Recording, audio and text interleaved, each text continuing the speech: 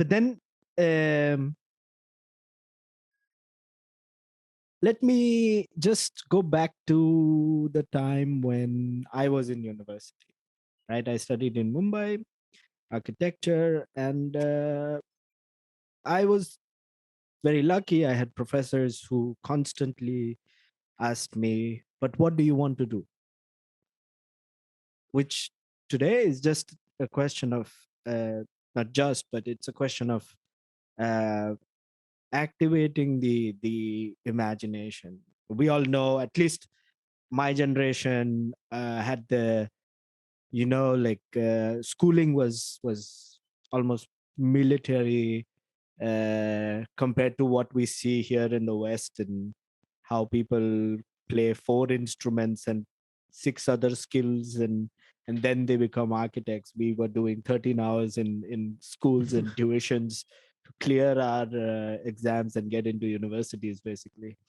And then the imagination had to be sort of, let's say, formally activated, or teachers, our teachers had to sort of say, come on, start dreaming, start thinking.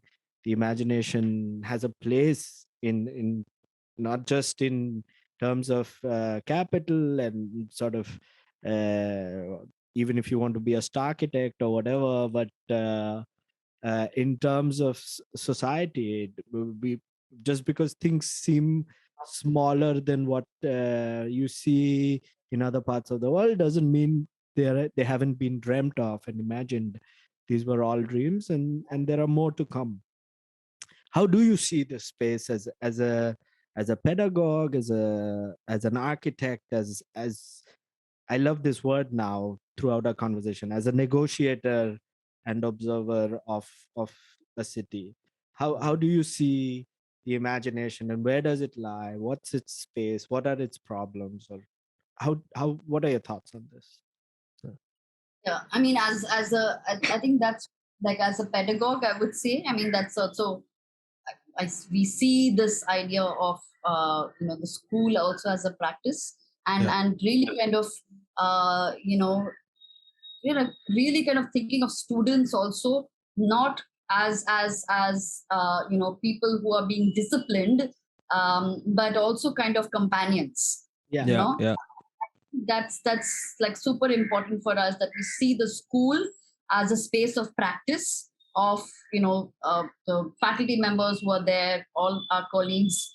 It becomes a space of practice, because otherwise the school, and that's what has happened with the university over the years, that the school has become a coaching class, yeah, right?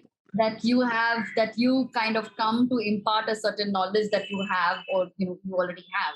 There's no space for the imagination there, right? yeah, There's yeah, no space for new work, new thinking, right? You come from what you've learned, and you come and impart that knowledge, right? But I don't think that's possible anymore, right? That's why in some ways what we see is the school becomes then a space for multiple practices, where the students become companions. And we also urge the students to build a kind of long durée practice for themselves also. And that's where we also kind of are cognizant of the fact that then the project that you do becomes a moment in a long durée practice. So we Mm-hmm. yeah. ask, what is your long question? Mm-hmm. Is there a long question that you have, right? Or are you just moving from project to project? Because if you have those long questions, then those then get, you feed them into the project, or the project sort of feeds off those long questions, Mm-hmm. right? And Yeah, I mean, we also see the school as a cultural space, so it's not only a kind of teaching learning space, but it's also a cultural space for many people to pass through. And so even when we have others visiting the school, I think that's one of the important questions to kind of work with. What is that long question? So we have, every year we have one exhibition that happens. We invite people to bring their work, but to bring that long question to the school.